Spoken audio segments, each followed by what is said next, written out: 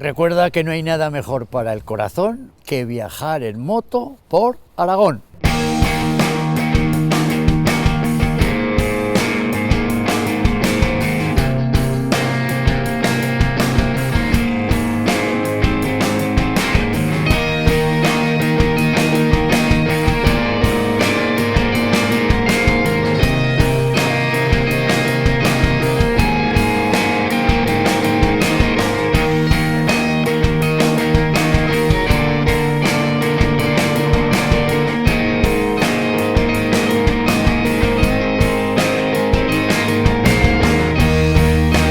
Si te entra el apetito, nada mejor que un fantástico huevo frito.